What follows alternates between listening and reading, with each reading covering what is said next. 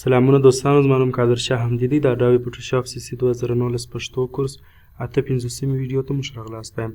په تېرو 50 ویډیو کې دوستانو موږ پر لایر ماسک باندې څه وغږېدلو او پر هغه مو کار وکړ.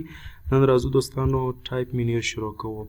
په دې کې اول د ټایپ منیو هدف چې شو چې د ټایپ منیو جوړه کړله. پخوا په CS5 او CS4 ورژنونو کې یعنې د فوټوشاپ په زاړه ورژنونو کې ټایپ منیو ګر سره ونه. نو د دې هدف دا و چې د ټکسټ اړوند یا د خط اړوند چې کوم اپشنونه وه، که هغه په ایمیج منیو کې یو څه وه، که هغه په سلیکټ کې وه یا په لایر کې یا فلټر کې وه، دوی ټول راواخیستله په یوه منیو کې ځای پر ځای کړل. یعنې د خط اړوند چې کوم اپشنونه دي دا ټول په ټایپ منیو پورې اړوند دي او دلته یې موږ پیدا کولی سو. نو په همدې خاطر باندې د اسانۍ په خاطر دوی ټوله په ټایپ منیو کې ځای پر ځای کړل. په دې کې اول اپشن دی ګورئ اټ پونټس فرام ټایپ کیټ. ټایپ کیټ چې دی دوستانو دا د اډوبي کمپنۍ خپل ځان ته یو ویب پیج دی چې په هغه کې کولی سو موږ د فوټوشاپ دپاره هر رقم فونټونه پیدا کړو.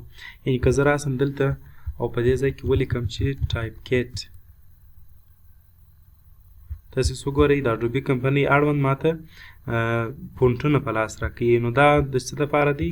د دې دپاره دی چې موږ غواړو فونټونه اټ کړو، فونټونه راوړو فوټوشاپ ته. نو موږ راځو ورته وایو چې اټ فونټس فرام ټایپ کیټ. او بل هم موږ دلته په ټایپ منیو کې پینلز لرو. پینلز اول کریکټر پینل دی او بل هم پاراګراف پینل دی. دی څه کار کوي؟ اوس مثلا زه راځم کریکټر پینل کلیک کوم، داسې یو اپشن ماته راځي. نو دلته اول باید موږ زه ستاسې په یوه شي سره در خلاص کړم چې موږ دوه رقمه ټکسټ لرو.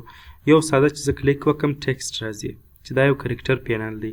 یعنې په دې کې کریکټر پینل دې دپاره موږ کاروو. یعنې مثلا د دې هغه سیټینګ چې دی هغه په کریکټر پینل کې کېږي. مثلا د خبرې غواړئ چې فونټ یې ورته زیات کړئ، غواړئ چې د تورو ترمنځ یې فاصله ور ډېره کړئ. ګورئ په دې ترتیب سره غواړئ چې په دې ترتیب یعنې ټول هغه اپشنونه یې دلته دي. داسې دا کریکټر پینل دی. دا د هغه خطونو دپاره موږ دا پینل کاروو چې هغه ساده موږ یو کلیک کړی یو لغات یا داسې یو بل شی، نو هغه دپاره موږ دا سیټینګ کاروو. او بل هم پاراګراف پینل دی. دی څنګه جوړیږي دا پاراګراف؟ هغه داسې جوړیږي فقط تاسې چپه کلیک نیسئ او د ساحه داسې راکشوئ. ګورئ داسې یو ساحه داسې ته جوړیږي. په دې ترتیب په دې کې ټول خطونه دي. نه دا یو پاراګراف تاسې فرض کړئ دا یو پاراګراف دی. نو بیا راځم دلته ټایپ ته راځم، ورته وایم چې پاراګراف پینل ماته راخلاص کړه. دا د پاراګراف اړوند سیټینګ دی. د پاراګراف پینل سیټینګ بیا دلته موږ کولی شو. ګورئ مثلا سینټر ته کوئ یې خط یې په دې ترتیب سره یعنې دلته کولی شئ تاسې نور سیټینګ کې لاس وروئ. او دلته دوستانو یو بل اپشن موږ لرو په دغه پینلز کې. پاراګراف پینل به زه راخلاص کړم، د هایپرنیټ په نامه دی. دی څه کار کوي؟ کله چې موږ په ورډ کې به لیکنه کوله په پاراګراف کې، نو چې کله به صفحه خلاصه سول، مثلا دلته به خلاصه سول، برابر لغات چې به پاتې وو هغه به ګرد لاندې راتاو، دلته به ډېر خالي ځای پاتې سو. کله چې موږ هایپرنیټ کوي هغه به بیا څه چم وکړي، لغات به نیمۍ دلې ولیکئ، نیمۍ به لاندې راغلي. نو دا د دغه اپشن کار دی. زه راځم دلته به زه یو پاراګراف جوړ کړم. په دې ترتیب به زه یو پاراګراف جوړ کړم او تر هغه وروسته به دغه د تورو ترمنځ فاصله به یې زه ورلږ کړم.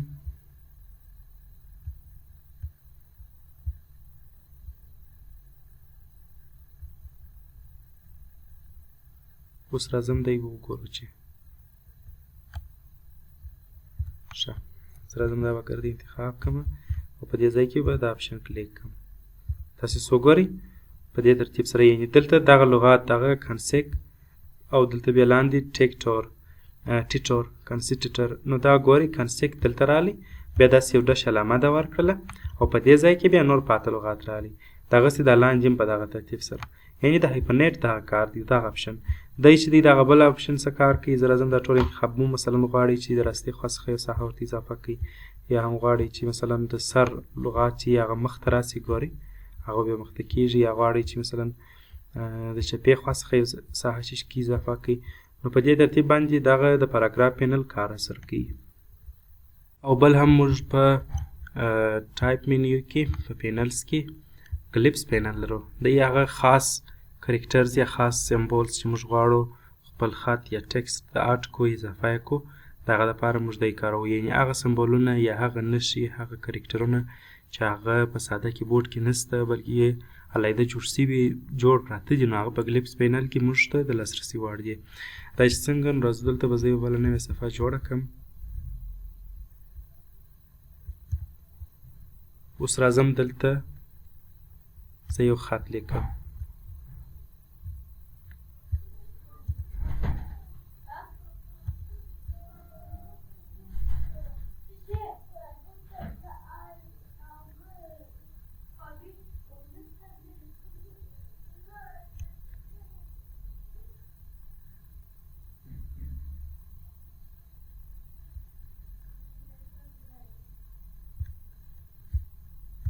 نو اوس راځم د دې نور وظیفه تاسو ته تشریح کوم. مثلا ما دلته ولیکئ چې محمد هغه نور پاته صلی الله علیه وسلم چې زه ورسره لیکم د هغه دپاره زه راځم دلته کلیپس پینل خلاصوم او دی دپاره کلیک کوم. تاسې اوس وګورئ پاته دغه کرکټر زموږ سره چې شو اضافه شو. که زه یې سره نږدې کړم ګورئ دا صلی الله علیه وسلم خو زه په کیبورډ کې چې لیکم هغه ډېر ځای هم نیسي. نو دلته په دې ترتیب تاسو کولی شئ په لنډ شکل یې اضافه کړئ. دلته نور کرکټرونه او نور سمبولونه هم شته، کولی شئ هغه په یوه کلیک سره خپل خط ته اضافه کړئ. نو دا د کلیپس پینل کار و. او بل موږ لرو په ټایپ مینیو کې په پینلز کې کرکټر سټایل پینل دی او پاراګراف سټایل پینل دی. دا څه کار کوي؟ کله چې تاسو په پاراګراف کې یو سټایل ثبت کړئ، البته یو سټایل مو کار کوي، نو بیا غواړئ هغه ثبت کړئ. د هغه دپاره موږ دی کاروو. څنګه مثلا غواړم زه دغه چیز کوم راسره ثبت کړم، نو بیسیک پاراګراف او په دې ځای کې راځم دلته ورته وایم چې ته زما سره دغه سټایل چیز که ثبت کړه. کولی شئ د دې څخه بیا وروسته تاسو کار واخلئ یا مثلا چیز کوئ ډیلیټ کړئ په دې ترتیب سره. دا داسې ساده کار کوي. یا کرکټر دپاره تاسو ساده یو کوچنی خط لیکلی، یو لغات مو لیکلی، هغه سټایل یې تاسو ثبتوئ د ځان سره. هغه د کرکټر سټایل یا د لارې تاسو کولی شئ هغه چیز کړئ د ځان سره ثبت کړئ. موږ په ټایپ مینیو کې انټي-الیاس لرو. دی څه کار کوي دوستانو؟ کله چې تاسو یو خط لیکلی، مثلا زه لیکم چې ایپل،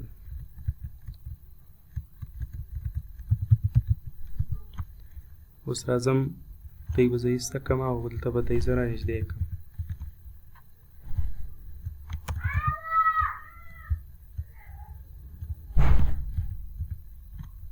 په دې ځای کې تاسو اوس وګورئ، مثلا غواړم چې دا څوکې د دغه مثلا دا پی څوکې چې شي کوم تیرې کوم یا مثلا ساده دي، ګورئ دا تقریبا تکراري شی دی. دی موږ دلته هم لرو. نو زه راځم ټایپ ته راځم او انټي-الیاس کې ورته وایم چې دا څوکې چې شي تیرې شي. ګورئ بیا به څه فرق پکښې راځي. یا مثلا ورته وایم چې کرسپ شي، یا هم ورته وایم چې سټرانګ، او یا هم مثلا سموت. نو په دې ترتیب باندې دلته نور ډولونه هم موږ لرو په انټي-الیاس کې، مثلا وینډوز LCD او یا هم مثلا ساده وینډوز. نو دا د خط څوکو د تیرو ډولونه دي چې مثلا تاسو کولی شئ هغه چیز کې تیرې کړئ. او بل هم اورینټیشن دی. اورینټیشن څه کار کوي؟ مثلا دا خط دی، زه ورته وایم چې دی خو په دې شکل زما سره شته، ته ما ته چیز که ورټیکل که د خط.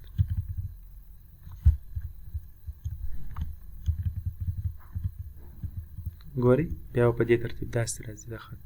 یعنې د خط اورینټیشن تاسې اړوئ، هغه ته موقعیت ته چې کوئ تغیر ورکوئ. پخوا داسې لیکل سوی و، اوس داسې ولیکل سو.